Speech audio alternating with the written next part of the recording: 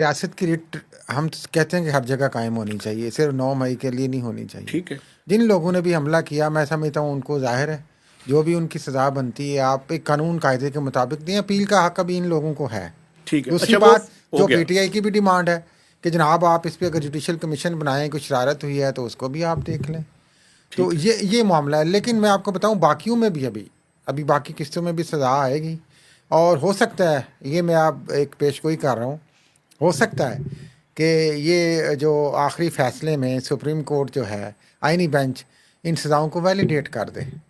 जब वैलिडेट करेगा, उसके बाद इनकी जब अपील्स आएंगी तो उनमें जाके कुछ होगा इनके लिए आगे।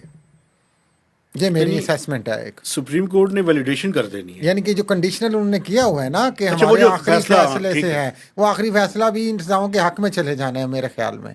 ठीक है। फिर ये वो सुप्रीम कोर्ट और हाई कोर्ट में जो अपीलों का प्रोसीजर होगा, उसमें किसी को अगर रिलीफ मिल जाए तो मिल जाए, ठीक है। ये होगा। तो अच्छा इसे मेरी एक तो असेसमेंट मैं इसमें आपको तो एक बताऊं। देखें, एक गुस्सा भी है, एक जो गलत बात सारा कुछ हुआ वो भी है, लेकिन उसके मुज़मरात, उसकी वजूहात और उसके साथ एक अना का मसला भी है।